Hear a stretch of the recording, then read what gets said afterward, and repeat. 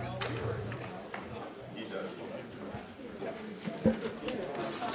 Testing, testing.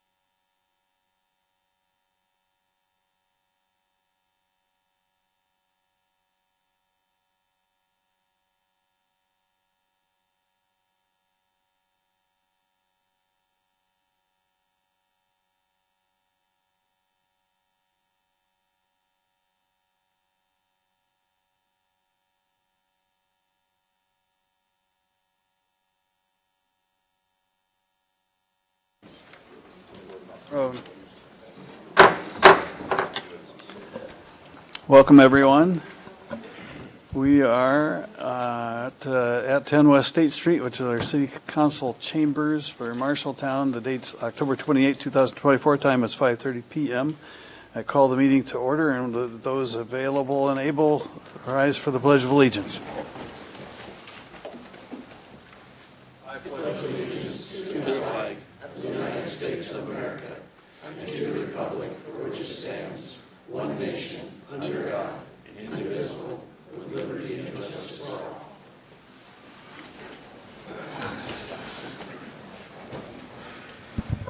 Roll call, please. Fonseca? Here. Kell? Here. Lottie Hoff? Here. Mitchell? Here. Nichols? Here. Schneider? Here. Thompson? Here. Full house, very good. And I get to read this proviso, and then maybe I'll be lucky this time and actually ask people to come to the mic if they like. Members of the public may make comments on any item that was not on the agenda during this time. You're to approach the mic, state your name and address, and limit your comments to 3 minutes unless I authorize more. Direct your comments to the mayor and council as a whole, and the mayor and councilor shall not engage in discussion or debate on any of those items raised by members of the public at this time, because we might run afoul of the open meetings laws in Iowa. With that said, the microphone is open.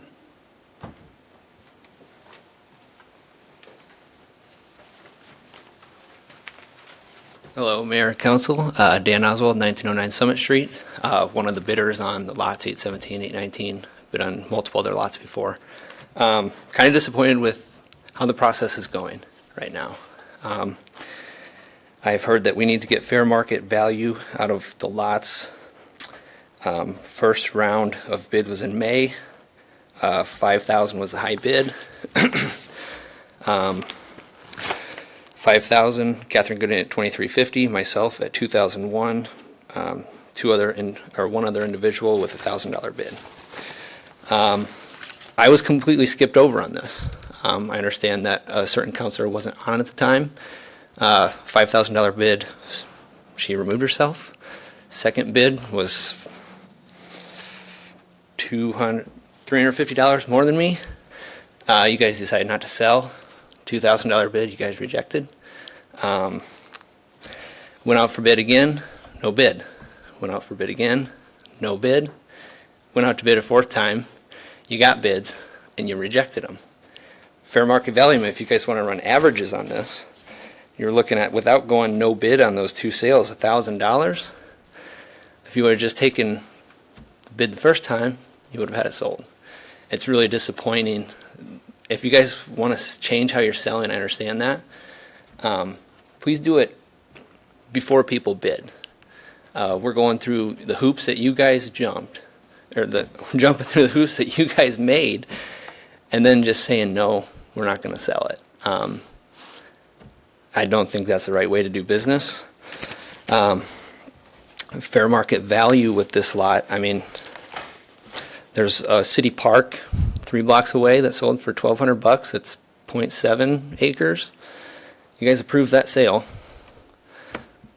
And this one's 0.38 acres for the two, and it was not approved.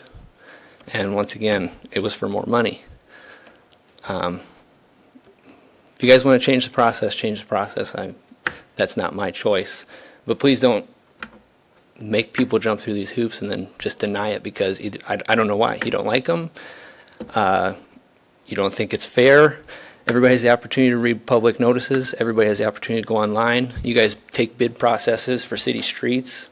Construct gets a ton of your guys' stuff. It's how you guys do business. People that are actually going through, looking online, doing their research, I don't think we should be penalized because you guys don't like it.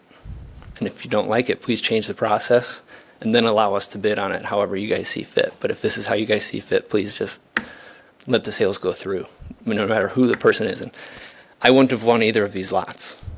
This is coming from the loser on all three subjects. This lot twice and the city park that sold. Just let it go to the high bidder, please. Thank you. Anyone else?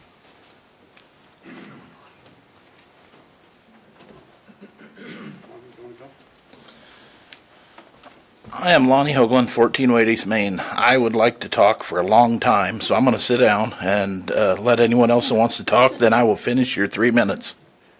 I have no clue what that meant. I'll be back. Hi, Chris Jones, Captain of Operations for the Police Department, and I wanted to provide the council and the public an update on our dog at large concern that we've had. During the last year, we've had a pretty drastic increase in the amount of dogs that the Animal Rescue League and the Police Department are dealing with on a regular basis. And about 2 weeks ago, we had went out and put out some information on social media. We'd issued a press release and began working with various media outlets at providing some education locally to try to lower that number. This last week, we did see a lower amount of dog at large calls, so I believe that the public is doing what our public does, is they're responding to our need for help and their assistance and making sure that their dogs are properly maintained within their property and not running loose. During this media campaign, we received quite a few inquiries about potential misinformation about what our position is and in actually filing citations or making people go to court for dog at large incidents. And I just want to clear up for the general public that we are looking at the educational portion of this pretty seriously. And when we get a call for service, we take a look at our computer records to make sure that the owner has not been warned for dog at large previously. If they haven't been warned previously, then we will issue them a warning and provide them education about the ordinance and the potential penalties if they allow their animal to run loose or it's found at large. The second offense is actually when we start issuing citations. Now, obviously, if the first offense results in the harm of someone or another domesticated animals, those people will actually receive citations on the first offense. But if the dogs are essentially found running loose, we'll provide that education. So we'll continue to work with various outlets and making sure that we're providing information when we can. Receive some information from the Animal Rescue League that they are also reaching capacity on the amount of impounded dogs that we're finding in our community. So I would still encourage the public to call us if they find animals running loose, and we will continue to respond to those concerns, but just be aware that we're hoping that people will begin to understand that they need to check their fences and check their tie-down lines and make sure that we're being responsible pet owners and not allowing our animals to run loose. So, thank you.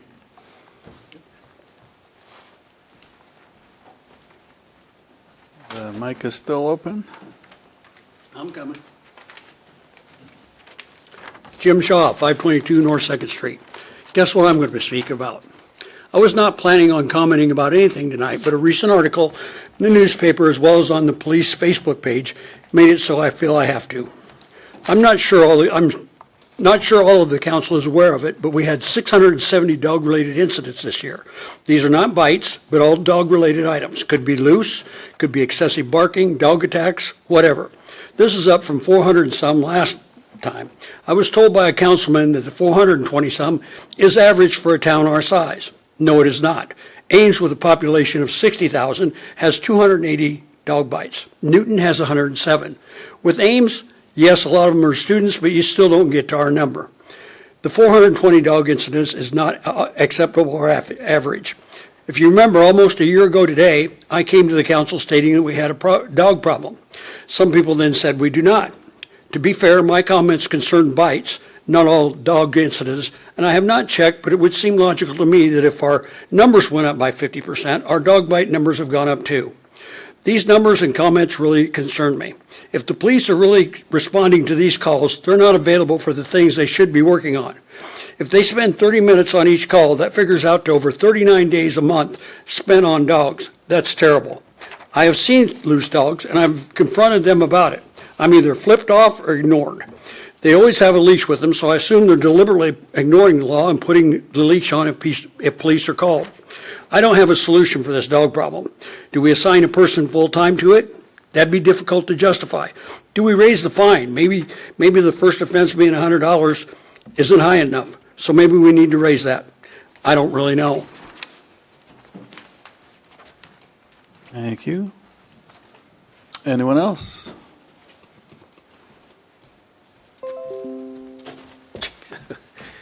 Doug Gervich, 1009 West Main, and apparently I drew the short straw to come before the council and the public, the viewing public, about the upcoming bond issue for Miller Middle School, which I'd like to advocate for with all of my support and try to persuade any other voters that are somewhat on the fence. I'll just start off with some of the bullet points so everybody is aware of them, that 70% of the students in Marshalltown live on the north side. So maybe I should go back and advocate that I am advocating for the reimagine of Miller Middle School where it's at in its present location. There seems to be no disagreement about the fact that something needs to be done. Either a new build on the south side, a new build on the north side, or reimagining what we have. To do a new build on the north side and on the current site would be an extra $18 million over what the estimate is now to do the Reimagine project. The cost to the homeowner on a $200,000 taxable valuation would be a shade under $10 a month. I'm told that's a couple iced lattes. So if somebody can do away with their latte for a month, they can pay for the additional $10 or $9.48 for the bond issue. A couple other things. You need to be in, I would encourage anybody with the few days we have left to do a tour in Miller Middle School. If you're in the business of trying to recruit employees to town, families to town, don't let them go into Miller Middle School. I went there, my kids went there. It's a great location. As I mentioned, 70% of the kids are on the north side. So you see a lot of them walking. If there's a new build on the south side, you've got a problem with a busing issue for sure. If there's a new build on the south side, the district has to acquire and buy more land, add infrastructure, which is streets, water, sewer, gas, where we already have that on the north side. If you reimagine Miller as it stands, you end up with a classic auditorium and 2 gymnasiums. If you do a new building on the south side or a rebuild at the current site, you end up with 1 gymnasium. The bond issue also includes reimagining of Miller at the current site, redoing Franklin Field, which includes new track, new turf, new press box, new seating. I believe that might be a larger track, by the way. Instead of 6 lanes, it will be to 8 lanes. For those for the folks that think we should build on the current site, that it's still an old building. Regardless of what you do, it's still an old building. I would remind those folks that so is the Coliseum, still an old building. So is the district's administrative building, which is at the south end of Anson School, formerly Anson Middle School. Those are still old buildings. Visit with the superintendent, Theron. He would say that he was involved in a new administration building when he was in Bettendorf. The one in Marshalltown that they work in now far outdoes the new build that he was a part of in Bettendorf. Oh, let's see, what else? I think I've pretty well covered it, and I think it's probably been in the paper enough, but Miller engineers and architects all agree that Miller Middle School has fantastic, strong bones. I'm not a builder, I'm not an architect, but they have done, they've dug deep into the building, and even like the Fisher Factory building on the east side of Center Street. That's an old building, but it got reimagined into what it is now, which is a test center and offices, the Innovation Center. So with that, I will close. If we do the reimagine at its current site, 80% of that building will be new or new-like. So it's not like just wallpapering and paint and scrubbing of the floors. Thank you. Thanks, Doug.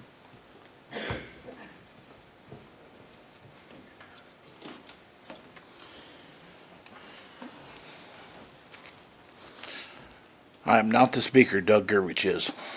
Lonnie Hoagland, 1408 East Main. I would like to ask to get put on the agenda sometime. That's my first thing. I'd like to get as much time as I can do. I will complain about some stuff. If I complain about it, I'm going to have a solution to my complaint. With that said, I'm going to try and keep it under 3 minutes. You guys aren't supposed to talk. That's wrong. That needs fixed. I'm working deeply with the city. The chief knows how I'm working with them. We've had some bumps and lumps, but all in all, we're getting the city cars, the junky cars, cleaned up. I can't speak for Action Auto Parts directly. 752-3395. He will buy your old junk car. I'm not trying to buy junk cars. I don't believe Doug Gervich wants to buy junk cars. My business is not trying to solicit junk cars. There's Critchfield Auto Parts. I don't know his number, but again, call Action Auto Parts if you'd like to sell your old junky cars.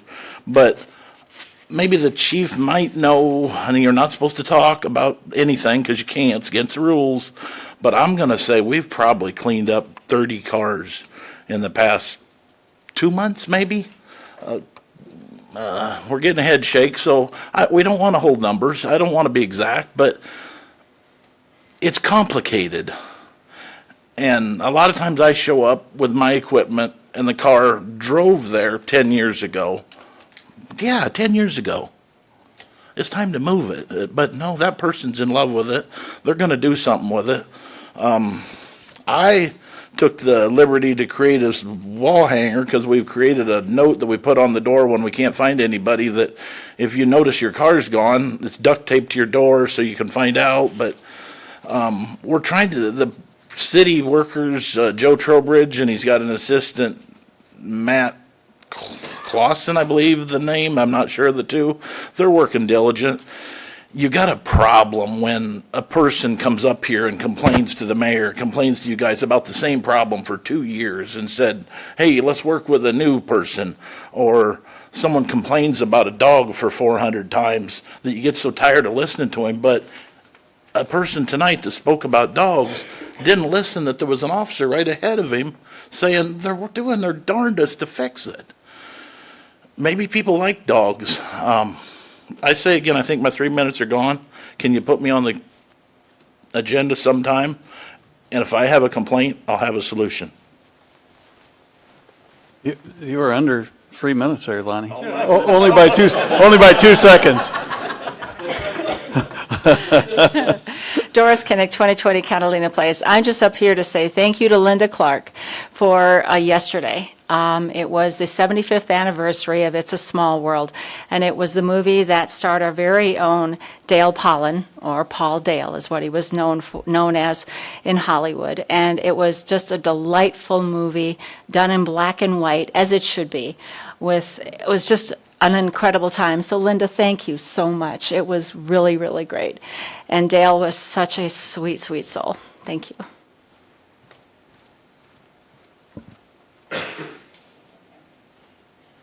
Anyone else? Okay. Time for council comments. Anybody, I think one of you indicated at least. Your Honor, if I may. You may. This past weekend, the Marshalltown Speedway had something called the Harvest Hustle. It was a 2-day show. Over 250 cars showed up. The interesting thing is where they came from. They came from California, Arizona, New Mexico, Missouri, Illinois, Wisconsin, Minnesota, Nebraska, and they were here for 2 days. And if you want to see it, people don't think about the racetrack as economic development. But I tell you what, those people spend some pretty good money. And I don't know for sure how many people were out there, but you could probably figure it was a good 3,000 people out there enjoying our community. I know Friday went long. They're supposed to be over with around 10:30. By the time they got through all the cars trying to qualify and everything like that, it was after 1 o'clock. And it can be irritating if you live in the area. I get that. Sometimes I hear them where I live. But we only have these shows maybe 3 times a year, 4 times a year. Is that right, Lonnie? Yeah. Something like that. Long ones. And the amount of people that it brings into our community is huge. So I'm sure the promoter, Jerry, is probably not happy about ending so late on Friday, but sometimes you got to get things done and over with, and other times you have to stop the entire show if there's an injury. Because when there's an injury, everything stops, and you wait until everything is okay again. So I'm looking forward to them having it again next year. I'd like to thank everybody in the community for putting up with some noise on Friday night really late, but it is one of the sights and sounds of Marshalltown. Thank you. Any other counselor wish to comment? May I? You may. Just to follow on Mr. Gervich's comments, tomorrow night there's a community meeting at Miller at 5 p.m. to have a presentation, Reimagine Miller, nice shirt, Mike. And then this Wednesday is the final Wednesday, 10 a.m. and 5 p.m. You can go to Miller and get a personal tour from one of the administrators. So, Thank you. Anybody else up here? Carol, everything? I wanted to follow up on Doug Gervich's comments. What he forgot about was that Margaret and he were in charge of the Franklin School project when that was redone. That was an old building with good bones. When that bunch of school kids came up here from, God, what was it, Tennessee? I forget. No, Alabama. Yes. I took them to that school because I wanted to see what the high school was like where their 1903 graduated from. Well, what I know is it really was the Palmer School, I think, and it had been torn down, but it had an old part to it. But the way that was redone and is used now is just phenomenal. And then the other point I think you wanted to make, but you went over your 3-minute limit, was it just gets more expensive if we don't do it now. So that there are all sorts of compelling reasons for any of us to have kids go through there. Man, that's great. And then Lonnie, you called me at 9 a.m. on Saturday morning to tell me, Greer, you got to come over and see how many of these big trailers with all these cars are in town for all the economic development that's coming in. So you were right, and we do hear it from our home, but we're used to lightning, thunder, trains that we're trying to quiet down a little bit, and cars mean a lot of money to Marshalltown. I can't ask you from up there, but can I ask you from my chair? And you communicate back? Did you go look?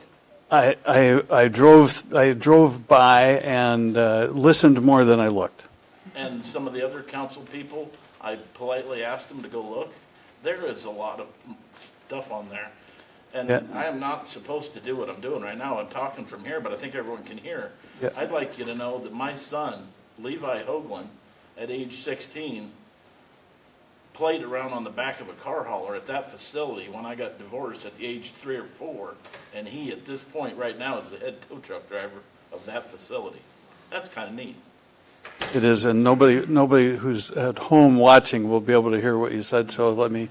The racetrack, Mr. Lottihoff's in it deeply. He can express that he feels Levi knows what he's doing. Yeah, and if I can just say one more thing. One thing else is the race was televised nationwide on Flow Racing. And so people all over the United States watched Marshalltown, Iowa run this race. And that's pretty darn good advertising. Yes. Well, thank you. Very good. Let's go on with, unless anybody else has anything to follow up. Your Honor, I just wanted Gary? to correct one thing you said. Okay. You gave Doug credit for all the work that Margaret did previously. I think that's a little unfair that Doug got some of that credit. That we all know Margaret did all that. All right. Thanks, Gary. You're out of order again, but you were right, I'd call for a motion to approve the consent agenda. I so moved. Second. Roll call. Hell, Yes. Lottie Yes. Mitchell, Yes. Nichols, Yes. Schneider, Yes. Thompson, Yes. Fonseca. Yes. That carried, and we usually have you read those when we get to dispense with that tonight. But because it was part of the consent agenda, I'd just like to recognize that we do have a replacement for Chief Tupper when he retires at the end of January. It was in the news. Chris Jones is going to be our next police officer, but I'd like to editorialize a little bit because I got to sit in on all of those interviews. And I was quoted in the paper as saying it was a slam dunk, and I've been embarrassed about that because it was a slam dunk. But I got to tell you, the two officers from Marshalltown were the slam dunk. And there was no question about it, that they were so qualified and they worked together so well. And I'm just really pleased with the talent pool that we have here. It was phenomenal. And I tried to talk our HR director into dispensing with the search because I thought it was a waste of time and a waste of money, honestly, because I knew we were going to have somebody from internally here. And I was right, but I'm glad that we did it because we actually had two really good other candidates come and apply for that job, and that just gives all the more credit to the officers that have been trained and stayed here and will be running the department for years. So I just had to editorialize about that too. Let's go on to business here, resolutions. What's our first one of the four? Resolution 2024-230, approving the appointment of Christopher Jones as police chief for the city of Marshalltown, Iowa. I could have waited until that. Move to approve, Your Honor. I'd move for approval. No, I've got the time limit still. Second. So. And I'm out of order? Yeah, exactly. I don't expect any discussion on this one, but I guess I need to call for it. We have some discussion coming. Yeah, I really did preempt that. Yeah, I liked having the last word, not the first word out of order. Mike Tupper, I am still your police chief for another 94 days. And this is a vacation day for me, which means I only worked about 3 hours today. But it was important to me that I come tonight because I have some things I'd like to say about Chris Jones. And this is important to me. This will probably be the last important thing I say in this chamber. And you know it's important to me because I'm wearing my darn clip-on tie tonight. You've heard me talk about this thing. I despise it.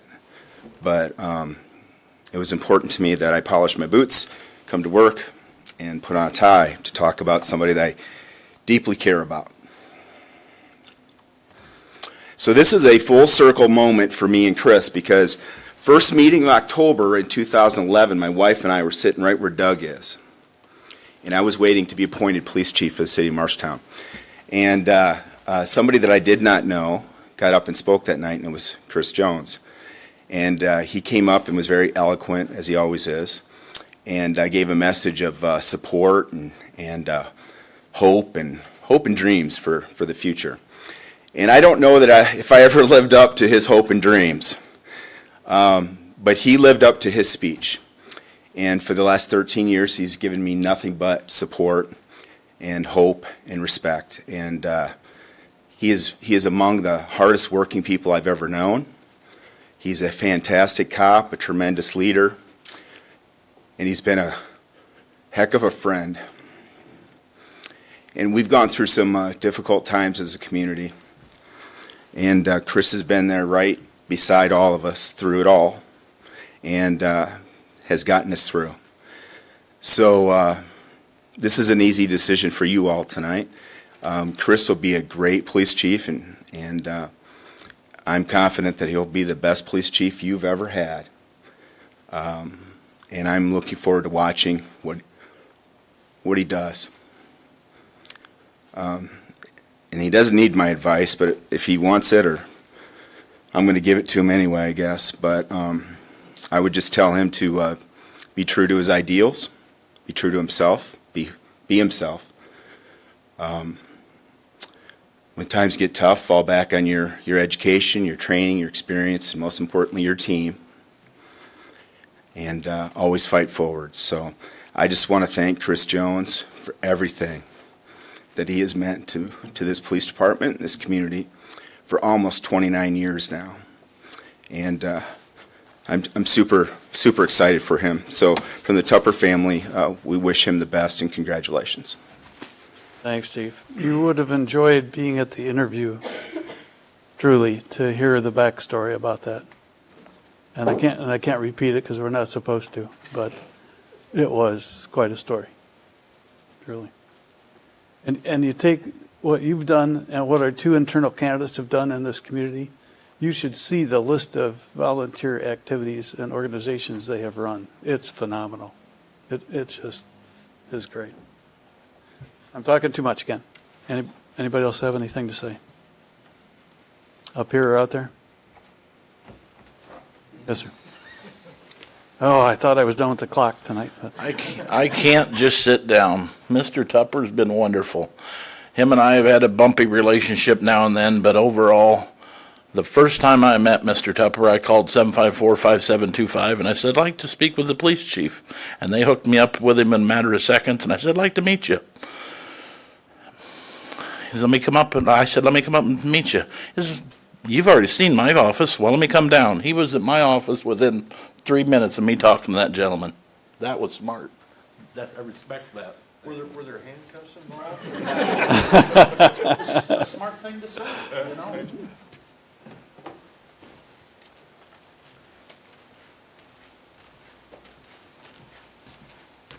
Oh, my name's Chris Roush. I'm a sergeant on the night shift.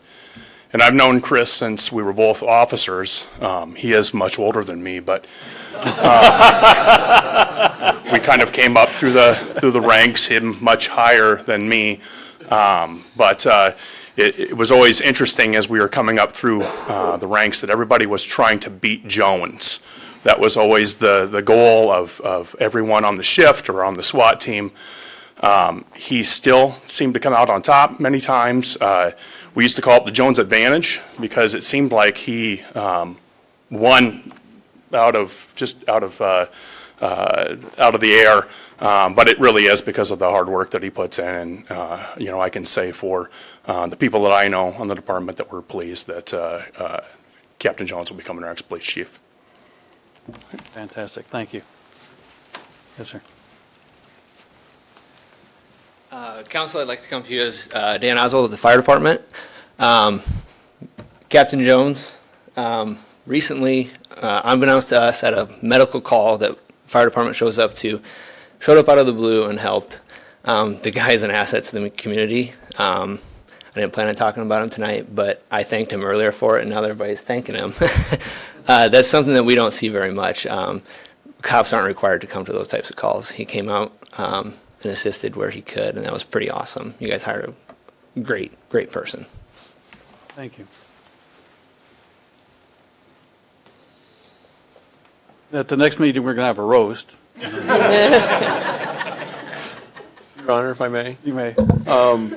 I actually had a few police officers reach out to me. They were very happy with the choice. And I would say a couple of the officers probably, I'm not their choice to even be on the council, but they made a point to reach out to me and tell me that they were pretty happy with the choice. So, and Chris, I am too. So, Let's call the roll. Mitchell? Yes. Nichols? Yes. Schneider? Yes. Thompson? yes. Fonseca? Yes. Kell? Yes. Lottie Yes. Unanimous. You know, it didn't happen before 6 or 7 years ago. We had somebody on the council that almost always voted no on appointing anybody so that they didn't get too big ahead and spoiled it from being unanimous. So kind of, what's that? Yeah, it was before your time. Yeah. I was just looking around.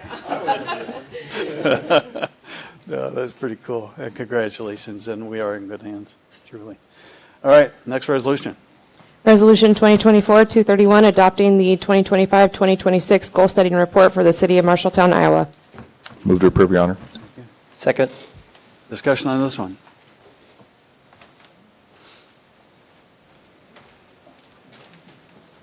Yeah, go for it.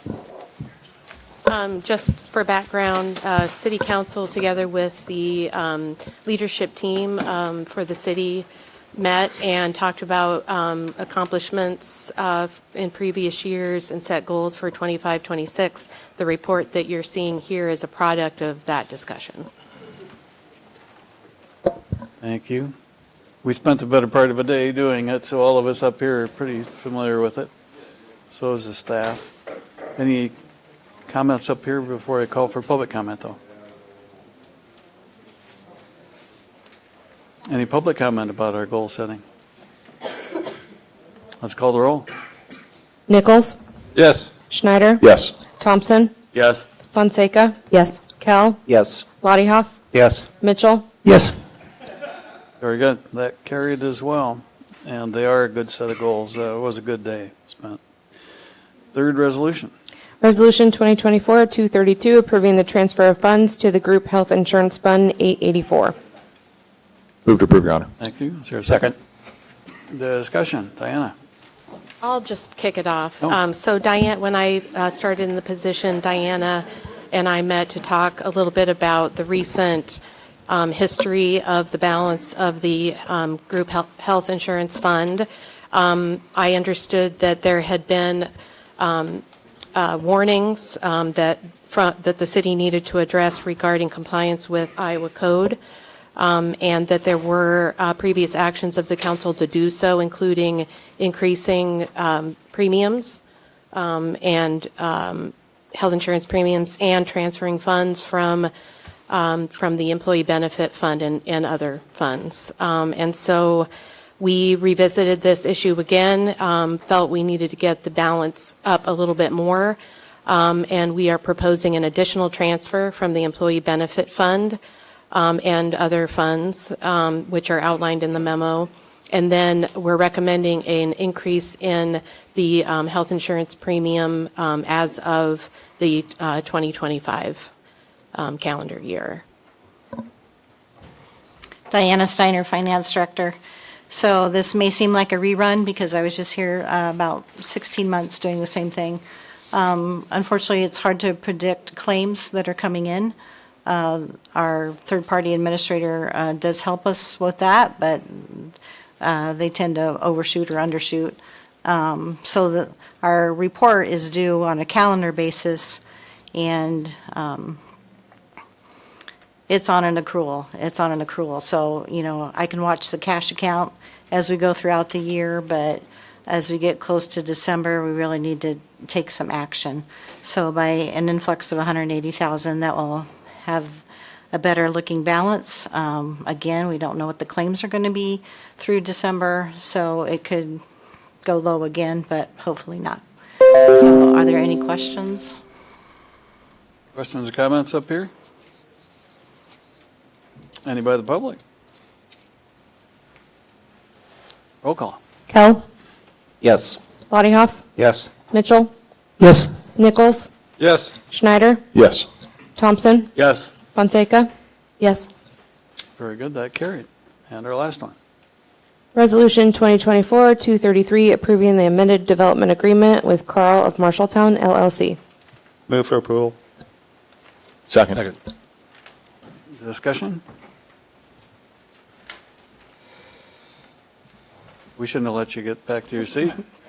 Diana Steiner, Finance Director. This is an easy amendment. All we're doing is changing the parcel number. The county assessor informed us that there was a change, and our bond attorneys, our TIF attorneys requested that we change it. We have this bet going up here about whether who's going to be shorter or longer. I'm on the shorter tonight, even though I'm talking so much. I'm betting this one doesn't take very long. Any discussion at all by anybody? Call the roll. Fonseca? Yes. Kell? Yes. Lottie Yes. Mitchell? Yes. Nichols? Yes. Schneider? Yes. Thompson? Yes. All right, that carried as well. On to item H, ordinances. We have three things under this category. What's our first one? Ordinance 15092 to amend the Code of Ordinances, City of Marshalltown, Iowa by repealing Chapter 72 parking rules and adopting new code sections for Chapter 72 parking rules, second reading.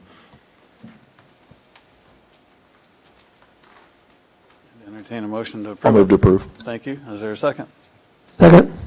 Discussion on this one. Good evening, Heather Thomas. We went over this in detail at past discussion in the first readings. So this is the Chapter 72 changes that include changing surface material requirements, widths and extensions of the size of driveways, planning and zoning clarifications for vehicles, trailers, and recreational vehicles, parking pad discussions, and also impoundment of vehicles in city lots for kind of the highlights of it, and I'd open it up for questions. Question away. Public comment?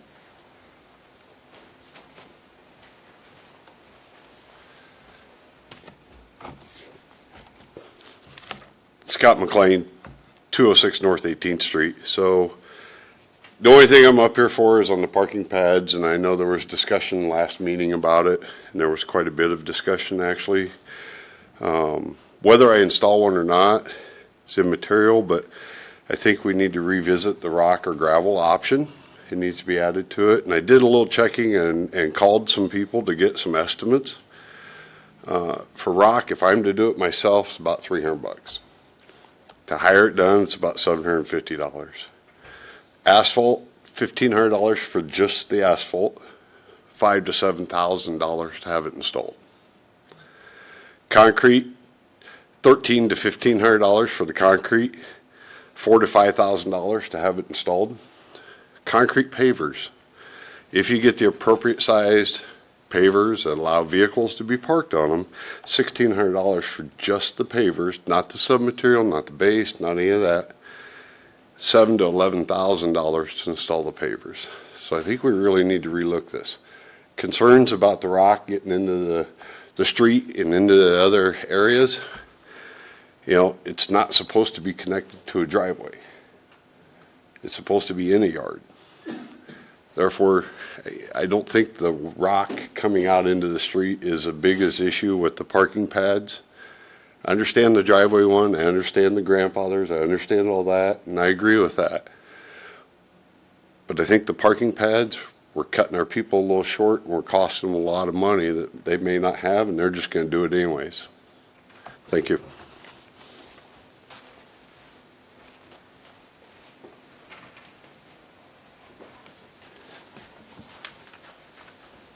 Dan Oswald, 1909 Summit Street. I agree with him. Asphalt, concrete, pavers, it's pretty expensive.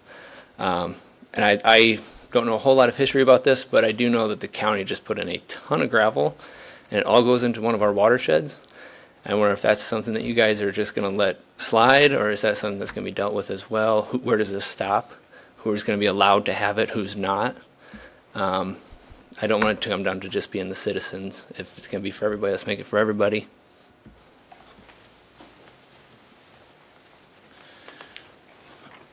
Lonnie Hoagland, 1408 East Main. A junk car is a junk car. A pig is a pig. You got to call it what it is. Just because a junk car is parked on concrete, it's still a junk car. We've towed some cars off of some concrete with 4 flat tires and dilapidated looking thing. But I hope you don't think if you park it on a beautiful piece of concrete, it'd be okay.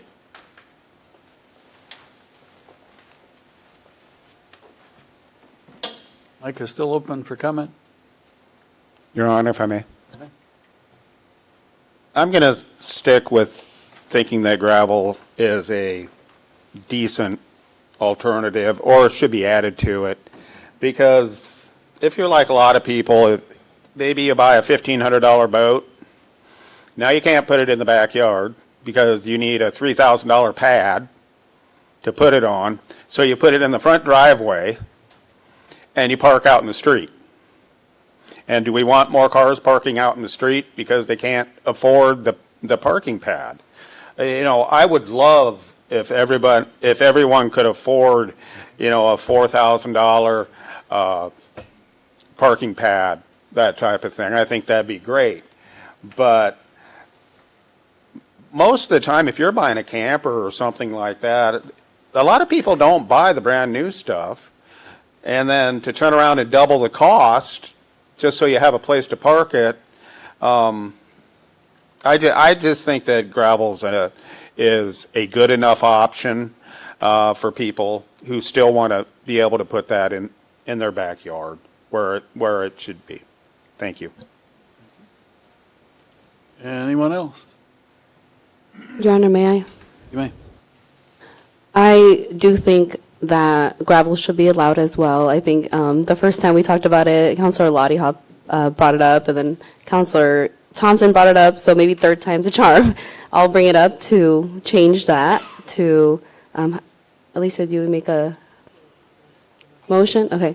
I would like to make a motion to add gravel as one of the substitutions or options for the community.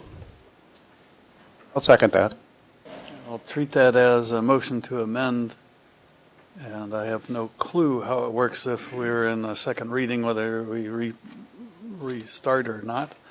But let's take a vote on the motion to amend to allow gravel. If I may, I'm sorry? if I may. You may speak, go ahead. If you just put gravel in and don't put it in properly, it's going to be a mess. You'll have professional people come in and pack it down, like Roger Vagert did on his. It looks just like pavement. You just can't put limestone in and call it good.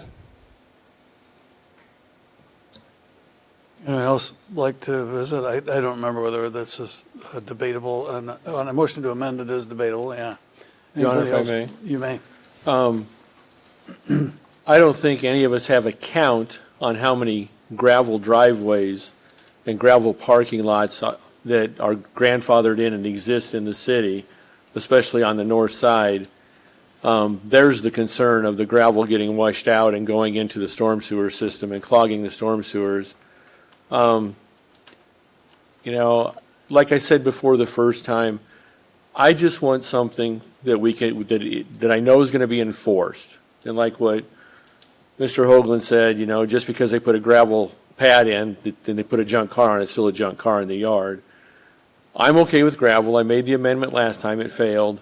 I would support a gravel pad because it'd be contained in the yard. I don't think and it's going to be far enough away from an alley or a driveway, it's not going to wash into somewhere where it's going to end up in the storm sewers. So I just think that because of the number of gravel driveways and gravel parking lots, parking areas that are grandfathered in, I know the direction we want to go and get there. I don't think this is one that we really need to fight, and we need to let the citizens just go ahead and have it as one of the approved materials. So thank you, Your Honor. You bet.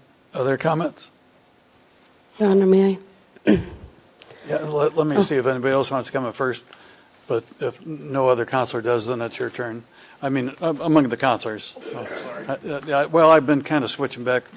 I allowed us to be switching from council to public, but let's stay. Does any other counselor wish to comment first? If not, Ms. Fonseca will be our next speaker, and then I'll go to public. Okay. So I do agree with Councilor Mitchell that it is good to have it looking nice and put up properly, and I think that our city staff will do a really good job at, if the individual or property owner would like to put one in, they can let them know, like, okay, it's going to be concrete, okay, this is what would need to happen, there's going to be gravel, then this is got to look at these steps. And I think that if the city staff does a great job doing that, and it should be good, so, for the gravel to be allowed. Thank you. And you pronounce it Fonseca, not Fonseca, sorry. Yeah. Okay, we're done up here. Any other public comment on this one? Lonnie Hoagland, 14 East Main. I am not soliciting to get extra parking, other than I have a lot in the country that I'm entertaining that idea of creating a parking area. Roger Vagert does an amazing job. Look at his facility on Iowa Avenue. Look at his facilities, all of them. It's kept to a T. Maybe the secret is that boat or that camper moving? Did you buy that boat and you use it every third month? Or is it you bought that camper 10 years ago and it's just sitting there? I think you could park the boat or that camper on the grass as long as you're going to use it now and then and not destroy the grass. It's about how it's perceived. It's curb appeal. It's teaching our community curb appeal. Does it look good? You need to get someone to make sure that the people understand their old camper or boat that sat there and sunk in the dirt with the canvas over it with mold on it is terrible looking. It's not going to be better with gravel under it. It's not going to be better with just get quality curb appeal.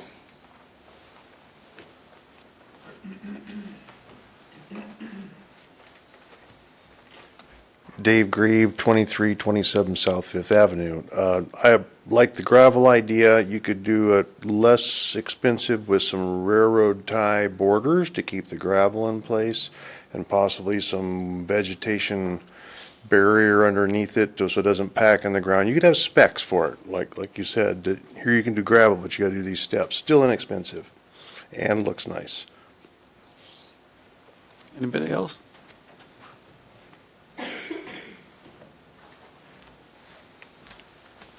Good evening, John Hall, Marshalltown Area Chamber of Commerce, 34 West Main Street. I just wanted to stand up. I've truthfully no dog in this fight as it relates to the gravel pads within residential zoning. But just so you all are aware of the potential on the slippery slope that it can create, we do have a number of commercial developments that have in the past requested utilization of gravel in their non-maneuvering areas, so in storage areas and things of that nature, to which the city has routinely pushed back against because of a lack of utilization of gravel as a material for new developments or new additions in the community. And so not to say that you shouldn't proceed or you should proceed. Again, no dog in that fight. Just want you all to be prepared that may be then the next conversation is, small business XYZ. This is a real hardship to not do gravel and to have to do concrete on their non-maneuvering area. And I can already see that argument coming down. Again, that could be fine too. I just wanted you all to be aware of that. Thank you.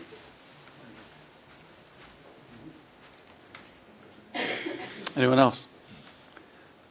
Okay, let's call the roll on the motion to amend, and the amendment would allow gravel as a substance to be used. Kell? No. Lottie Yes. Mitchell? No. Nichols? Yes. Schneider? No. Thompson? Yes. Fonseca? Yes. That did carry.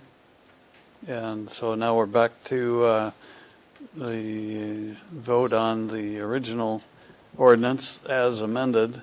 And again, I don't know whether we need legal counsel to figure out whether this will become a first reading or not, or this will be the second reading with that as an amendment. We can figure that out later. I don't think the subject has changed any, so I don't think we need to call for any more comment up here or comment by the public. Let's just call the roll on the second reading. Nichols? Yes. Schneider? Yes. Thompson? Yes. Fonseca? Yes. Kell? No. Lottie Yes. Mitchell? No. Okay, that one did carry, and we'll figure out where we stand on it at the next meeting. The next thing is a public hearing. What's this one about? We have another ordinance. Ordinance 15096 to amend the Code of Ordinances, City of Marshalltown, Iowa by amending Chapter 77 Parking Schedules, first reading. Move to approve, Your Honor. Thank you. Is there a Second. Discussion on this one? Good evening, Heather Thomas, Public Works. This is Chapter 77 of our code, and I'm opening some maps. This is going to be the first time that some of this stuff has come before you, so I will do my best to quickly summarize and move through it. For Chapter 77, The first item that is changed in there is related to the downtown parking permit restrictions. We did discuss this previously at a meeting where there is going to be an allowance for that 2:30 to 5:30 slot on First Ave, Second Ave, First Street, and Second Street. So that is incorporated into these schedule changes. As I get requests from businesses, staff, whoever, throughout the year, I keep a list of parking changes in an effort not to bring you guys schedule after meeting after meeting after meeting. So this is kind of a compilation of that for the last year.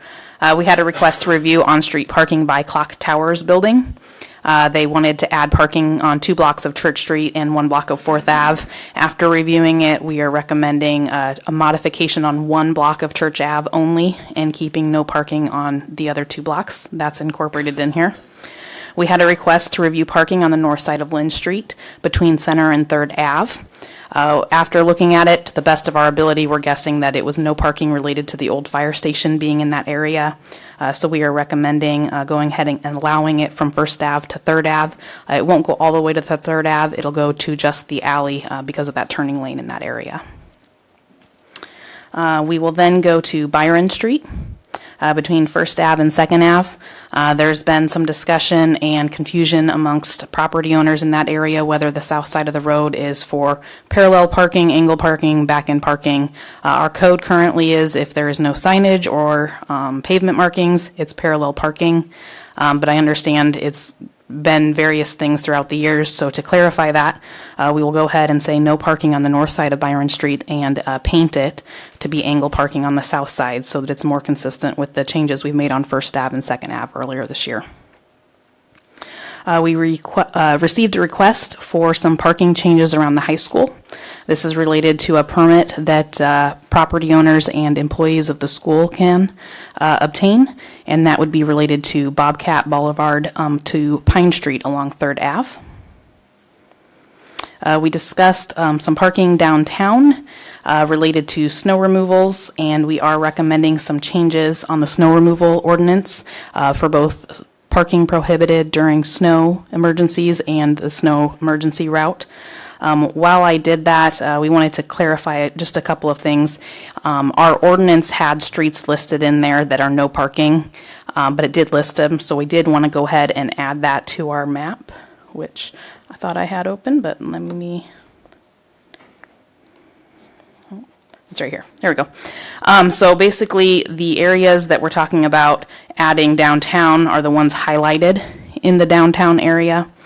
The areas that are pink or magenta, those are high traffic roads that were either listed or we're going ahead and add. Some of these and most of them actually are no parking, but we just wanted for consistency to keep the snow route map if we send staff out to go clean the snow routes, they're all consistent. We did make a couple changes up in the Edgewood area. We removed a portion of Marion Street where the truck route changed in relation to that.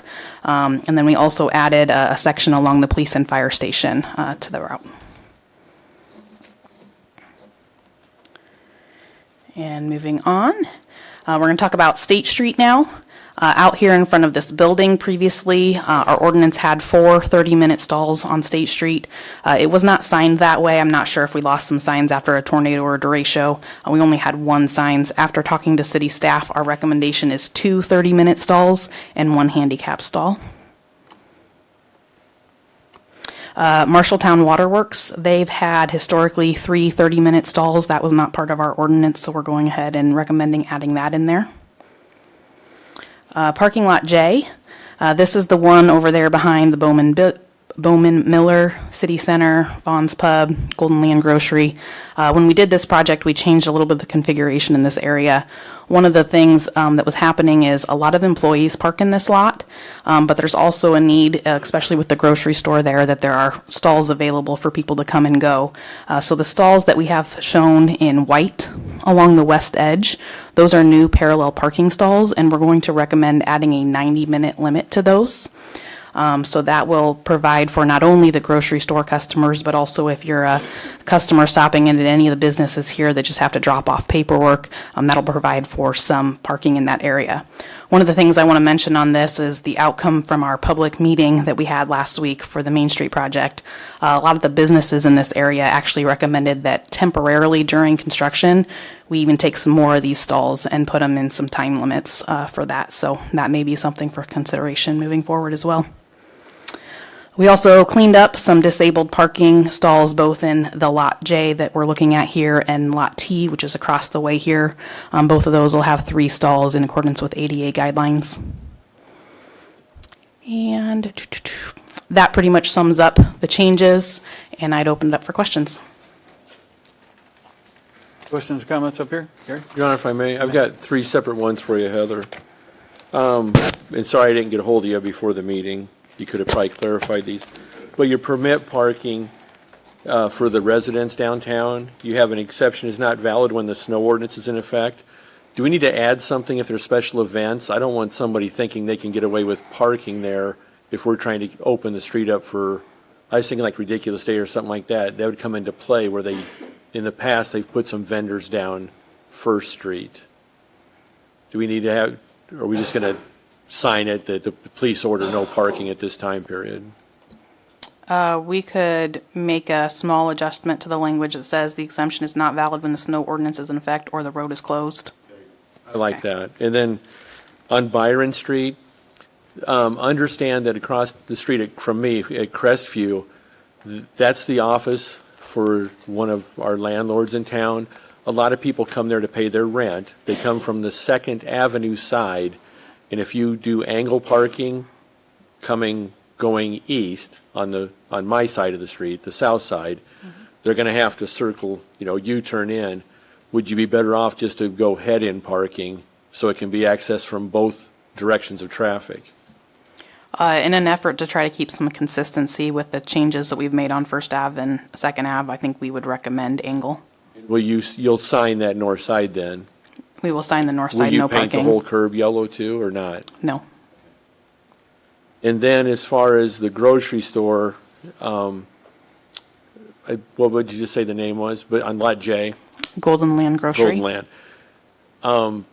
Is there semi going to be parking on State Street or with those new parking spaces? And I think that's a great idea. And Jeff said that too about putting those spots, in front of the grocery store there on that sidewalk, go north, south side.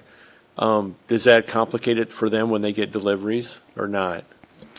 I will say, being downtown, I have the opportunity to see the semi different times, and it is not consistent right now. Sometimes it's in the alley, sometimes it's on State Street, sometimes it's in the parking lot. So I think it's basically what time the truck shows up.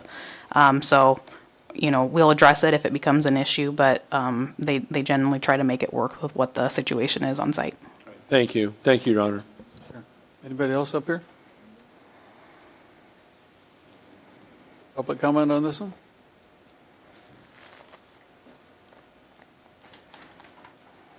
Roll call. Thompson? Can we get clarification if the motion to change the language is? You mean just the motion for street closure with the snow removal? Correct. Okay, I'll make that motion to add that caveat. I'll second it. Anybody want to discuss that? I doubt. Let's call the roll on the amendment. Thompson? Yes. Fonseca? Yes. Kell? Yes. Lottie Hoff? Yes. Mitchell? Yes. Nichols? Yes. Schneider? Yes. It is amended, and now let's call the roll on the ordinance as amended. Fonseca? Yes. Kell? Yes. Lottie Hoff? Mitchell? Yes. Nichols? Yes. Schneider? Yes. Thompson? Yes.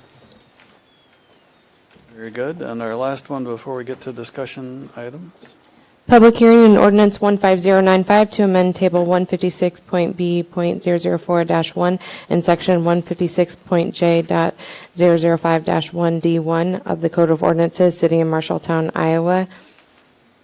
The public hearing is open at 6:34 p.m. Did you get any written comments? No, Your Honor. Time for public comments. Hearing none, then it's time for staff review. John Boston, 1710 Rainbow Drive, Chairman of Planning and Zoning Commission. This is the same as I stated last time. It was really an omission of some building types in this table. mainly apartments and townhouses left out of medium density, and single-family residences totally left out of high-density residential. And then the fact that we won't be doing a public hearing at planning and zoning when a special use permit comes through, because the Board of Adjustment does a public hearing, and we're just making a recommendation to the Board of Adjustment, so. Very good, thank you. Any questions or comments for John? Well, it is time for council comments. Are there any? If not, I'll declare public hearings closed at 6:35 PM, and I'd solicit a motion to approve. I so move. Second. Roll call. Bodyhoff, Yes. Mitchell, Yes. Nichols, Yes. Schneider, Yes. Thompson, Yes. Fonseca, Yes. Kell, Yes. Carried. On to discussion items, the first one of which is the Brownfield grant update.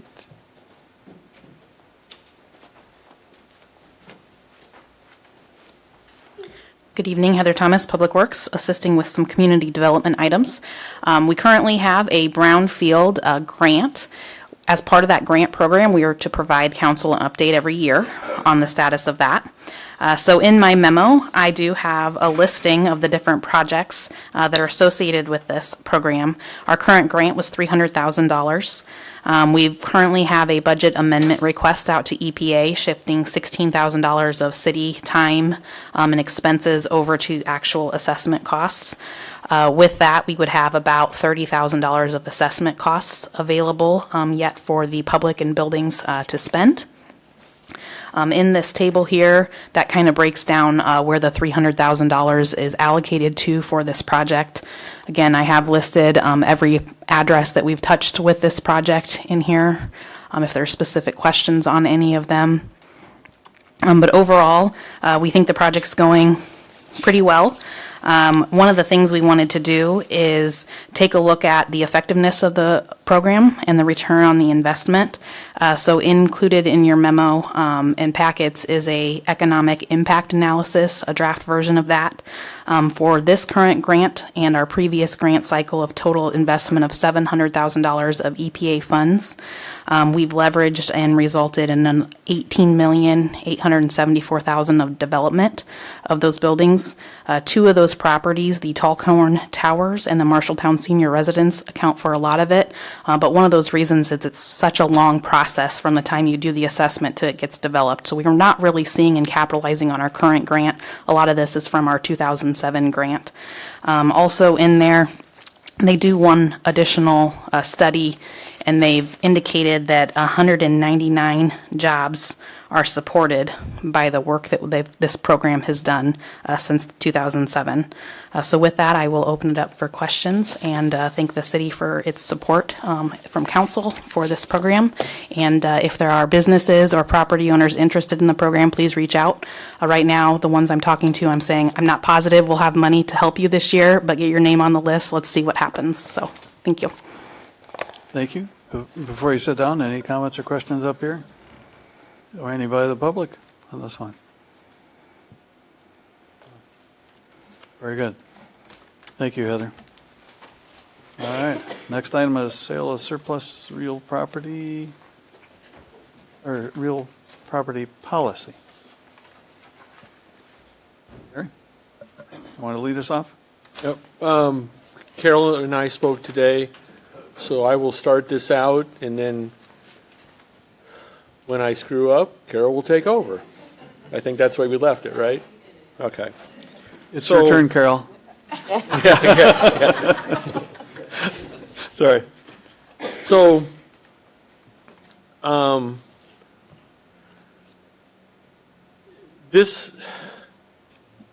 it got amended, and someone's got to correct me. There's parts of it, we all agree with and don't agree with.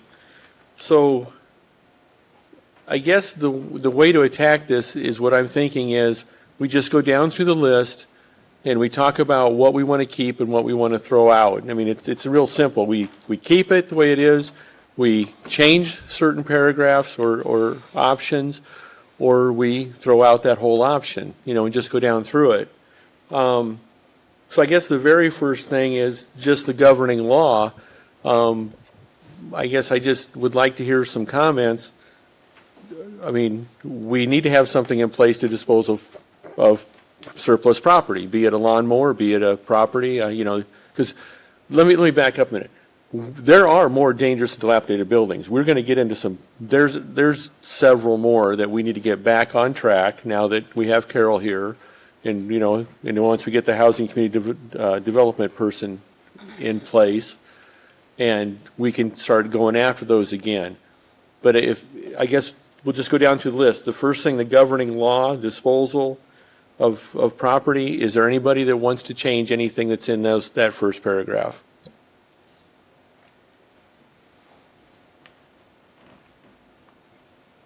Does everybody have the policy in front of them? Yeah. Okay. I guess I get this as a discussion item. Like, I don't know do we all agree that this needs to be changed? We may not. And, that's a good point, Councilman Kell, is the reason I asked this to be on the agenda is if we are going to agree to sell surplus property by sealed bid, be it, physical lots or even other apparatus, and then if we're going to, the sealed bid policy itself says, if you read through this, that in essence, that is setting the fair market value by sealed bid. Yeah, okay? so okay. we'll let this go. I guess I have some thoughts on that. I want to do this because I want to have this conversation, because if we're going to say that a city policy is to sell surplus property by sealed bid, and then we turn around and vote no, whoever it be, then let's clean up why we're doing that. Do we need to set a minimum value, minimum bid? Do we need to, I just want to clean it up so we're not putting stuff out for sealed bid and then putting it back out and putting it back out and putting it back out. I mean, we need to come to a consensus. I hope you agree with that we got to figure out a policy that works. And I realize one policy doesn't work. I think when we get down to RFPs, we're going to agree that we all still need RFPs, Councilmember Thompson, may I jump in? Okay. So I think there are a couple of questions. One is, does council wish to take up the matter of revising the policy? I think if you were to take up the matter, we would want to provide you with some background on the history, what has been amended in the past, that kind of thing, to best situate the council to make those kinds of decisions. I think specifically what Councilmember Thompson and I talked about were not the governing law, because that's pretty much fixed by the state, but more about what property disposal methods does the council wish to identify as options for disposal. And you'll see on the next item down, the city clerk, Alicia, and I talked about sort of feeling like there had been a substantive change in some direction that was given by council that was directed for us to dispose of a property by sealed bid. So I think that has, in my mind a bit, and also in Councilmember Thompson's mind, has brought this section of the policy somewhat into question. So I think, and I don't mean to jump over the mayor as the presiding officer, but if there is an interest in taking up a discussion of amending that section of the policy, staff would look for that direction. Don't ever hesitate to jump over me. Your Honor. Yes. I'd just like to say I don't think this is necessary. The body that's sitting up here at this table, we have discretion over what decisions we make. I don't care how we change this document. If it doesn't, pass by 4 votes or the majority, no matter what's in this document, doesn't really matter. So I think it's okay. This council has decided to make some decisions, and we'll continue to be able to do that. Other discussion? Your Honor, may I? You may. What I like about this document is that it outlines how we go about selling the real estate. It lets us know to do sealed bids, do a live auction or an online auction, listing with the realtor, direct sale, or request for proposals. And I think I've read through it, and it details out what we need to do. And I think and what I liked about it was that it said that it's on a case-by-case basis for vacant lots. And I think if we think that it needs changed anywhere, I think we need to say exactly where and what. That's it. Your Honor, if I may. I'm pretty happy with the way it's written. I think in hindsight, in talking with Melissa over the weekend and last week, we probably ought to be using realtors more often. I think some of our past failures to sell some spots is just because we're not getting the message out that it's for sale to enough people, that type of thing, the marketing of it. But other than that, I'm pretty happy with the way it's written. Other input up here? My question would be consistency on once we start down a path on any particular one. I know there's been a lot of, I'm going to say, restarts on several properties. And if we're going to pick a way, I think we ought to follow through, or because we do have choices. We can make the choice in the start. But to change the game in the middle seems like a problem to me. Your Honor, I've already spoke. Do you want to? I guess I'm pretty lost here. I just wish we would come out and talk about what we're discussing here. To me, it seems like there's some consternation surrounding the sealed bid process, and I'm getting the impression that there's a thought or a feeling that if we do seal bid, then we're forced to sell to the highest bidder. And I guess that's, maybe I'm jumping to the wrong conclusion, but that seems like where this conversation originated in reading this policy. But if that's where we're going, let's just get there. Let's stop dancing around it. May I address that? And that's exactly where I want to go, because this is the message when we decide sealed bid. And when Jessica first proposed this, I was against it because it doesn't really, you're not going to get the true value of the property, because some people are going to overpay, some people are going to underpay. And, you know, it's like I was hoping for a live auction at the very least, or an online auction. Where I have a problem is when we choose sealed bid, we are telling the public, and Mr. Oswald touched on this earlier in the meeting, we're telling you, hey, this is a sealed bid. We're going to take the highest bid. So the citizen does the right thing, and then we come back and say, well, you know, you own some other properties, and we're not happy with those, or you did some quiet title stuff, you know, before in the past, and we're not happy with you as a person.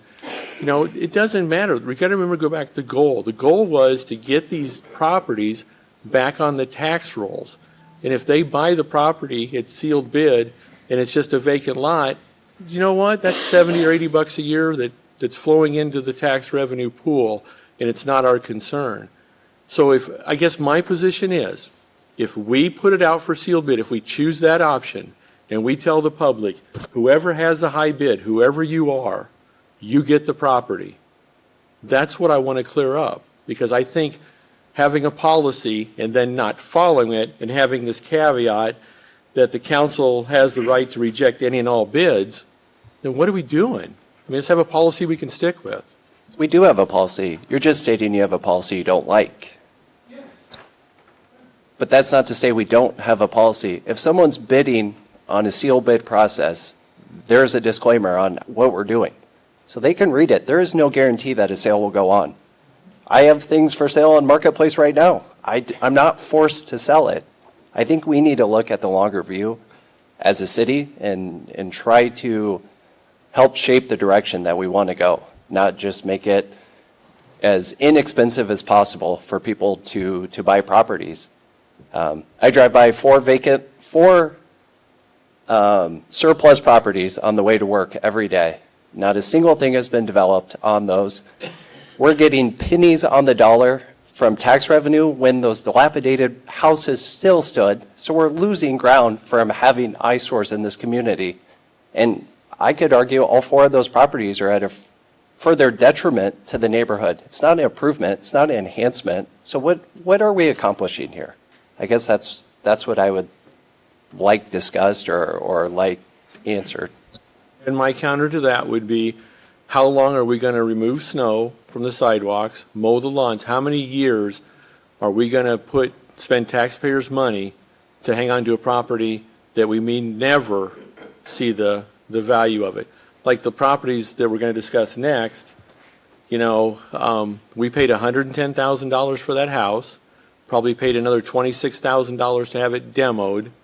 And then, we're going to sit on that until we can recoup $140,000.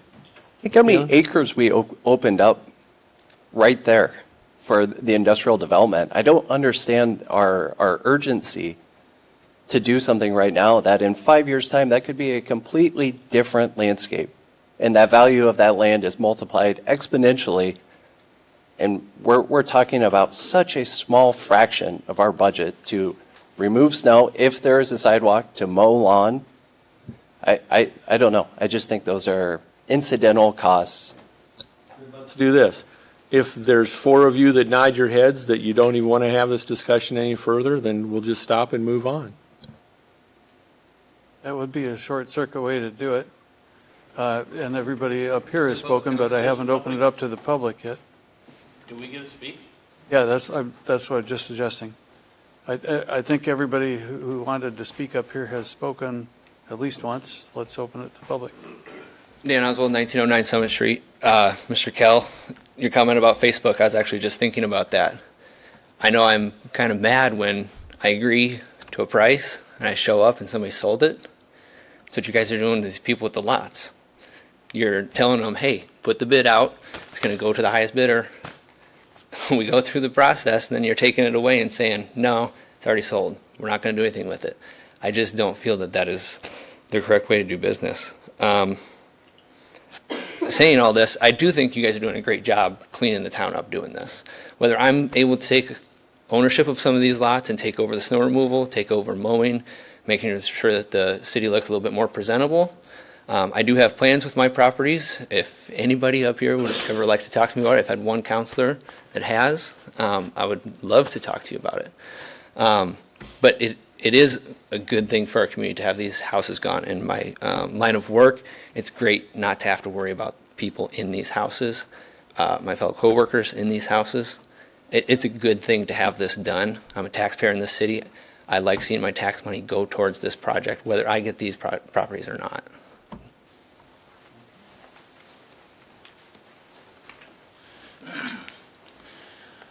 Lonnie Hoagland, 14 East Main. This is wonderful. I very politely discussing, debating everything, getting to the bottom of it. I don't know all the names. Like there was a city police station, whatever that area is, was sold to YSS for like, I believe, $35 when you had a higher bid that it could have been more money, but the city wanted YSS to be in there. Well, what about the guy that bid more money? What about, I'm just some guy that came to a council meeting one day and, hey, there's a piece of ground for sale. It used to be a park. It's an old wore-out park. We're trying to bid on it. Nobody bid nothing. What do you mean no one bid anything? So I'm thinking, no one bid anything? Well, no one bid. So it can be sealed bid, it can be auction, live auction, a realtor, who knows? But that's a good idea of a live auction. Don't need anybody. The mayor can be selling a park. We got a park. Do we have a bid? Do we have a bid? Okay, it's no sale. Drop the bid. No park sold. We have a bid next week. $500. So there was a $500 bid on my park, a $500 bid on my park, and I bid $1,202.22, my dad's birthday. So that's what you set a mark in the sand of what it's worth, and you keep it open to the public that people can. You don't want to hide it through some little, hey, if you hear about it, you can get in there and bid on that one piece of property. I don't know, it needs to be total through realtors, but it needs to be announced well that it's for sale. And some farmer's bank has a piece of they want to build a brand new bank. I don't know when this happened, a long time ago in my lifetime.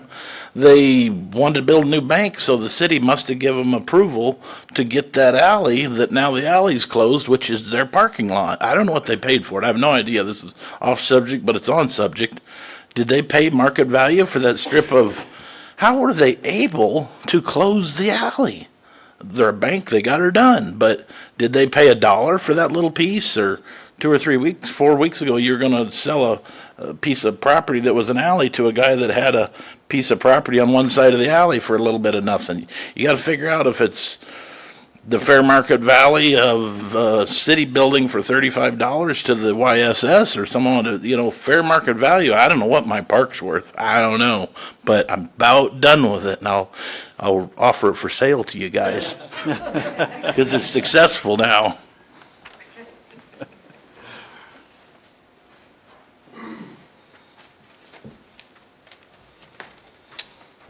Dave Grieve, 2327 South Fifth Avenue, and building downtown on 128 East Main. As a person that's been trying to invest money in this town for almost a year now, I can say that the city is very difficult to deal with.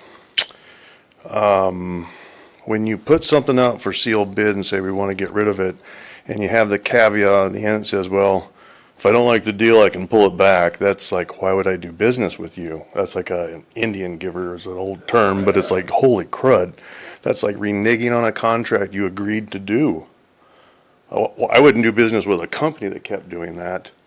So I agree there's other ways to get rid of properties, and sealed bid probably is not the best. I keep thinking of a charity event where it's a sealed bid for whoever gets the basket. We don't get to say, well, we didn't get enough money for this basket. No one gets the sealed bid.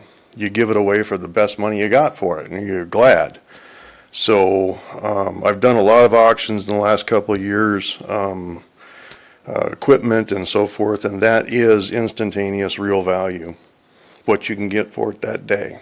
So do live auctions. You can do inspection properties and then do online auctions, but you got to sell it for what it goes for. Even if you don't like the price, oh well.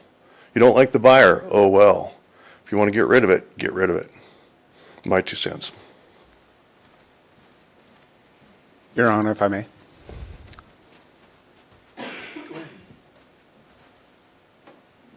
Okay, thank you. Sorry, Jim. I don't like the idea of live auctions, and I'll tell you why. If people aren't showing up with signs in there or doing a sealed bid, what makes you think that somebody's going to show up at a live auction? Online. Even online. What I do know is the different properties the city has, everything's not black and white. It's not.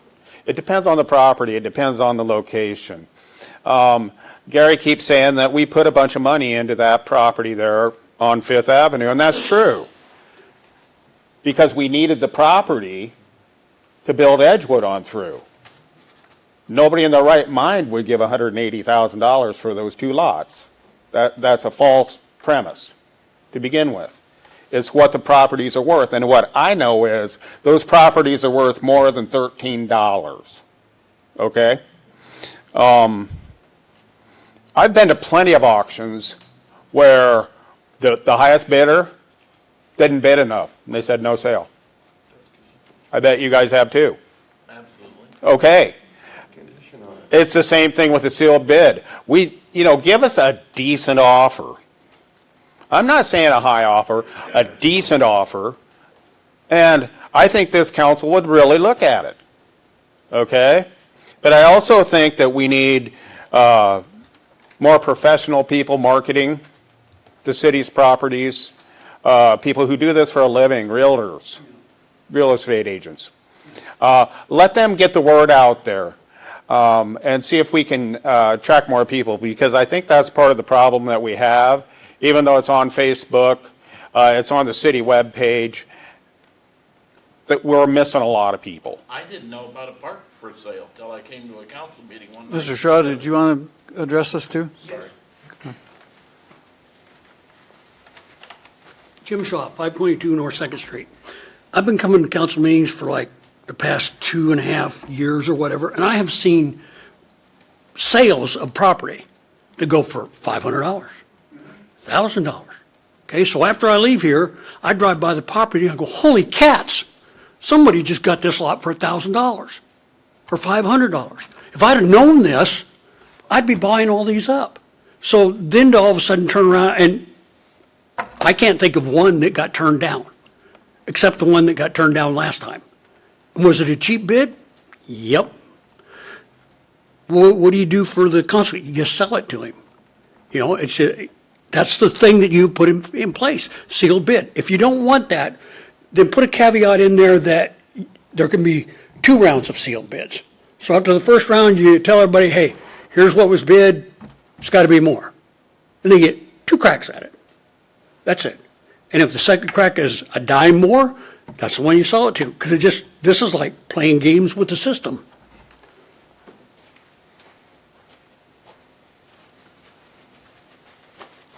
Dan Oswald, 1909 Summer Street. I'd like to reiterate to your comment there.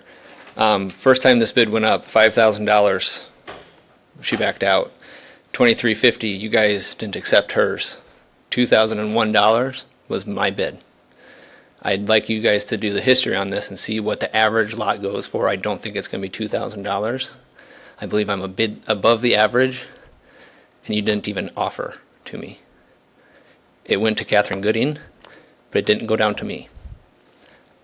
I was kind of shocked by that. So you guys did have a good bid on this property. I decided not to do business with you, as somebody else here on the audience suggested. I didn't do business with you the second time. The third time, I didn't do business with you. I was aware of it.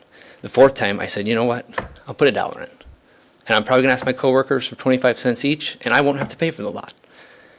And you didn't sell it to the person who gave you a high bid. It's very disappointing that this is how you guys are selling it. If you guys want to change how you sell, change how you sell. But please don't make us jump through these hoops and just decide for some reason that that person's not going to get it. It just doesn't seem right. Your Honor, if I may clarify a couple of things. Sure. We sell by quit claim deed. So if I get someone to invest with me, I'm not saying me personally, but as a citizen, if I buy a lot, I'm looking at about $1,500 to have an abstract brought up to date, because I'll use this as an example. The lot I bought previously for $1,510, it's going to be a garden. If someone comes out of the woodwork and says, hey, I had a lien on that, Merry Christmas, you can have the lot, because I'm not going to, pay more for a garden lot. But if someone builds a house like Mr. Oswald is talking about on some of his lots, he's going to build some starter homes, and he's going to do the due diligence. He's going to get clean title. So to say that a $16 and $36 bid in my case, and remember, I voted yes to sell it before it even got to my round. This isn't about me buying lot. This is about putting the lots back on the tax roll. To say that they get it for $16 and they're going to build on it, that's not true, because you got to do the work to get a clean title. And that's probably another $2,000, anywhere from $1,500 to $2,000. I called two abstract companies today to find out the minimum is $750. Okay, and if it's a short, clean title.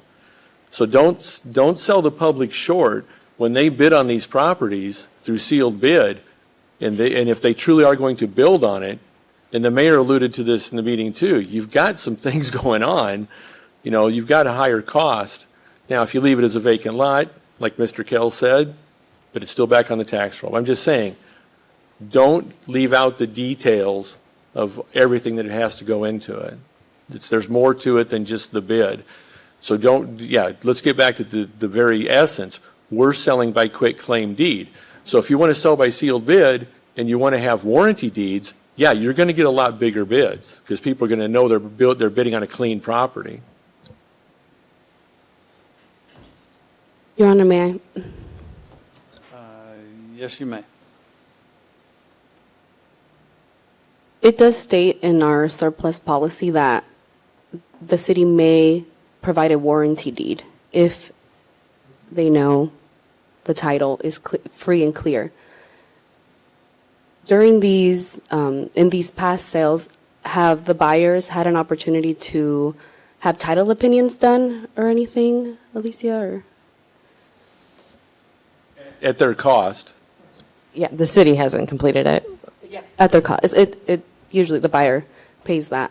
So when it comes to, I may have a unique perspective on this as the only person up here licensed to sell real estate in the state of Iowa. I do know that exposing it to the most buyers out there and the Marshalltown community through our MLS system, which is the multiple listing service, and that is an option for getting these pieces of real estate sold. And that way it does expose the property to current market conditions. And if the current buyer pool does not have access to their internet to look up, because our listings get fed through to the platforms that list everything, the Realtor.com, Trulia, Zillow, Homes.com. All of these platforms feed off of our listings, and in that way it does reach as many people as possible. And that way it would help the Marshalltown community see these opportunities. It would create community transparency and community opportunity. And then for those individuals that don't ever use the internet or have a computer, if they have a realtor that they've hired to find them pieces of real estate, and their method of contact is a direct phone call, that's what their agent will do. And in that way, it reaches the most amount of people. And I think that if we're going to talk about it needs to be sold to the highest bidder, I would have been okay seeing 50 bids for $2, for $5, for $15. That would have shown me that there was interest, at least, and that way it would have shown that more people saw it, more community people getting a chance to own real estate and develop it however they choose to. That's all. Your Honor, if I may? Sure. Yes, as Councilman Fonseca brought up, a realtor will know these properties, and if a realtor is working for a client, it's their due diligence to let their client know that these properties are available. So I think we need to just stay with the same principles we got, because when I first got on the city council, I was questioning why we sell them for so cheap. Councilman Lottiehouse says, well, we've got to get them off and back on the tax roll. So I think we need to stay with that principle and take the highest bidder.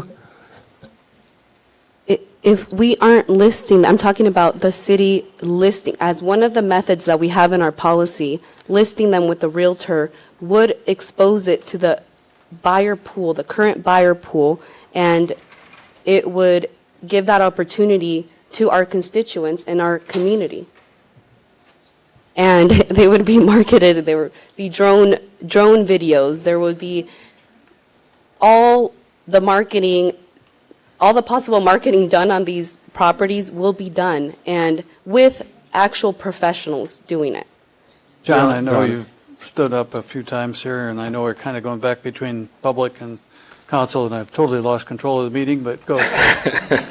Not a problem. Good evening, Mayor and Council. John Hall, Marshalltown Area Chamber of Commerce, 34 West Main Street. So perhaps by way of some background, because I think there's been a lot of energy around the acquisition of surplus property and the full utilization of that surplus property back on the tax rolls as it's related to staff transition over time. So it was probably about 4 years ago now that city staff, in partnership with the chamber and a handful of others, set up a community development corporation with explicit intention of trying to take surplus property that the city had and prepare it for highest and best use by driving forward development on it. And I think during absence of city administration and community and housing director, perhaps we lost a little bit of that in an effort to hurry up and get these properties off of the city's back and onto property taxpayers without really exploring what highest and best use truly means for these properties and what options exist out there for driving that. Certainly, I would love to see more individuals who are willing to put up starter homes. I think we've seen some really great examples of how that can be, but when navigating through the sales on those, the speed with which we can get housing developed, we can't do it fast enough. I'm working through, and I'll be in front of you before the end of the year with our business retention and expansion report, but I can comfortably report that representing probably about 4,500 of the employees here in our community, companies are expressing that housing is the number one concern that they're struggling with as it comes to continuing to grow in our community. And so the more that we can do housing development on any of these lots, the better. And so just allowing them to go for highest bid versus highest and best use, I think is missing opportunity. I think there are some development partners that can be explored on this. Homes for Iowa is a great program that we've still never utilized here in our community. That's homes built by Iowa Prison Industries. The most expensive one is coming landed for $99,000. Obviously, there's development costs built around that, but if you can talk about landing on a lot like this for somewhere in the realm of $150,000 to $175,000 for a 3-bed, 2-bath built on a basement, I think that is the kind of attractive development that we need to be pursuing with lots like this, or like that we're going to discuss on the next item. But I think if there's an opportunity to explore more highest and best use opportunities and more community partners coming to the table to address housing shortages, we'd be open to exploring that and would encourage you to look at that. Thank you. Your Honor, if I may. I I want to close it. Okay. I want to just ask, it's a discussion item. Can we have a poll up here if we want to change this policy or if we want to leave it the way it is and get past this now? I think it's time to do that. So if you have an interest in changing the policy, raise your right hand now and I'll do the count. That's your left hand. Thank you. Okay. I think that answered the question. All right, let's go on to the next one. And that is disposal process for 817, 819 North Fifth Avenue. Okay, so, I'm sorry, do you want? No, I don't want to start. So, as you know, we have a vacant lot at 817, 819 North Fifth Avenue. At the March 11th, 2024 City Council meeting, staff requested direction on disposal of the lot, and were directed by the council at that time to use the sealed bid process. This was, again, confirmed by council on July 8th after legal review of proceedings. We provided to council a full history of the council action on the lot, but in summary, after multiple bidding cycles with either no bids or with unsuccessful awards, we feel that there is what could be determined to be a substantive change in this measure, and requests that we receive some new direction on disposal of the lot. And a couple of things that I would mention, sort of following up on the last discussion, is that there are a few things the council could do that fall within the scope of the policy that council has already adopted but aren't explicitly stated in the policy. For example, a live auction. In my previous employment, we allowed a live auction, but only with those who were the first and second bidders. So at bid opening, we allowed a live auction just among those two bidders. So that's an option council could consider. Another option is to have a sealed bid process, but outline in the sealed bid that they have to meet certain criteria. For example, they have to be able to build a occupied single-family home within 180 days. So you can put stipulations on a sealed bid, even if, and it doesn't have to be just about dollars. So council does have some options based on the particular circumstances of that property. Your Honor, I want to clarify on these two lots we're going to talk about. They are zoned residential, and it's the on that side of the street. So just want to keep that in mind, that these are residential lots. Question.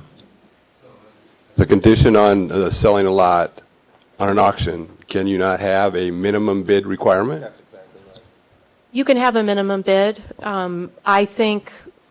I guess my professional advice would be that rather than put a minimum bid, put some stipulation about the highest and best use of the property and have people bidding on it speak to that, because you might be more likely to sell a property for $1 if you knew that in 9 months there was going to be a occupied single-family home on that property. Yeah, I'd agree. That's in line with our RFP process, where we want to make sure it's something that we really want on there before we'll go forward with it. Example, YSS. Exactly. No rental problem. Well, the floor is open up here first. I guess the real question is, are we putting them back out for bid, or what are we doing? Your Honor, may You may. I motion to direct staff to put this out in a request for proposal for real estate services. And on there to state the seller terms and real estate services from brokerages, agents, realtors. So, question? Let's see if there's a second to that motion first. I'll second that. Okay, now discussion. So question. So based on whatever the minimum value, let's say $5,000, I would be all for this for some short duration to ensure we get to if a realtor has somebody looking for that kind of property, they're the first in line, they know it.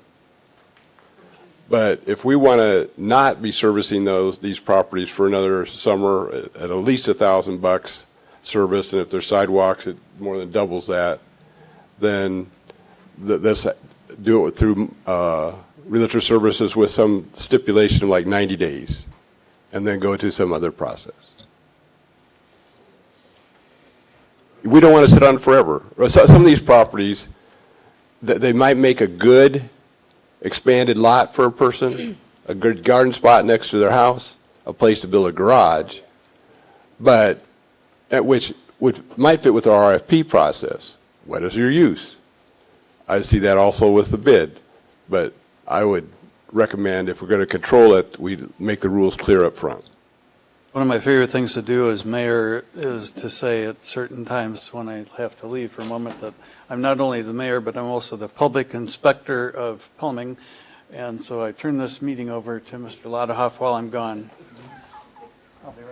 Mr. Ladehoff, may I have the floor for a second? Don't give it to me. I don't need to. Tell me that. Yes, go ahead. I have a question for Councilor Fonseca. Is there a broker, realtor, real estate agent that would touch a lot on a quitclaim deed, or do we need to spend the money to make it a warranty deed?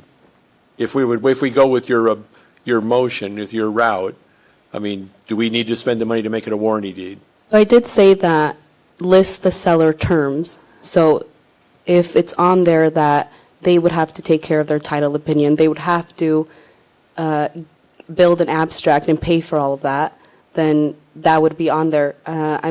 Elisa, do we have current abstracts on some of them? On this one, on these ones, is there an abstract on these ones? We do not have one on these. Okay, so then that would need to be said and expressed to the agent, and they'll take care of it. And a 90-day listing is doable. Then if it's not sold in 90 days, then we can decide what to do with it then. Your Honor, it seems to me like we're trying to spend $20 to sell a $1 bill. I don't think this is worth our time up here even talking about. I don't think we should list this property right now. I just don't think right now is the right time. Have any other questions? Yes. Jim Shaw, 522 North 2nd Street. Where I have a problem is with a realtor telling us that we ought to put it up for multiple listings. Seems like a little bit of a conflict of interest. Melissa would not be able to do this Would her- because she sits on the council. Would one of her friends be able to do this?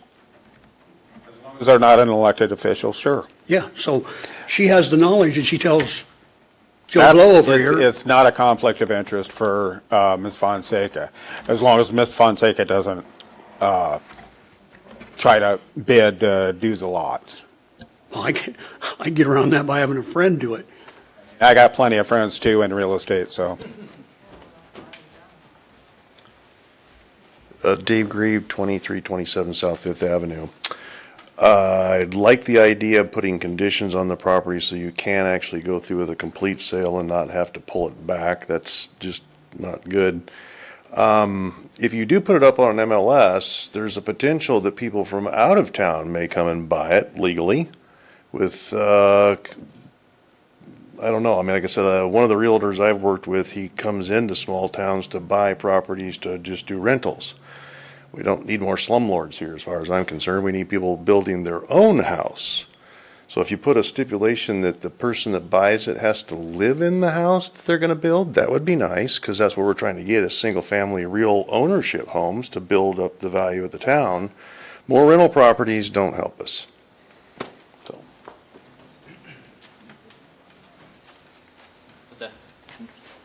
Dan Oswald, 1909 Summit Street again. I think the right thing to do in this situation is to go back through the list, the initial bids, reoffer and say, hey, Ms. Gooding, you had the high bid. Do you want the property still? And we go back through that process and move forward with whatever you guys choose to do for the next round. I think that's a great idea, whatever you guys choose to do, but please don't change the rules in the middle of the game.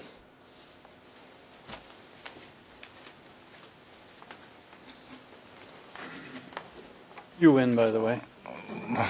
Lonnie Hoagland, 1480 Main. Carol touched on it specifically. Needs to be a caveat on the front that says we reserve the right to choose whether your idea for what you're going to use it for is best. YSS is best fit in where it's sitting right now.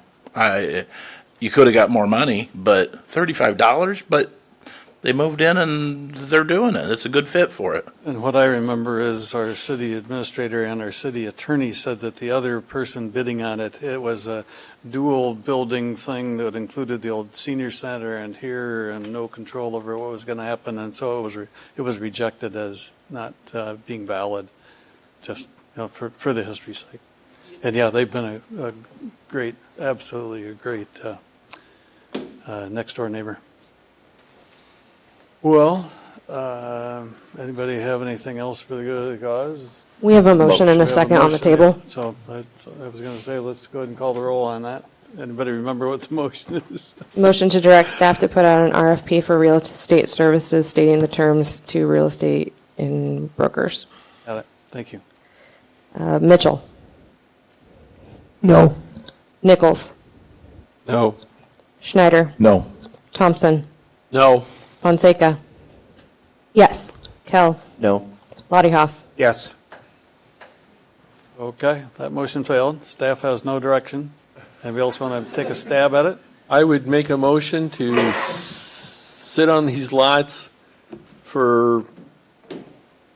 until we get a housing and development director hired and in place. I'll second that. Any discussion? Roll call. Kell. Yes. Lottiehoff. Yes. Mitchell. Yes. Nichols. Yes. Schneider. Yes. Thompson. Yes. Fonseca. Yes. Interviews, that carried. Interviews are coming soon, I think, on that one. Very good.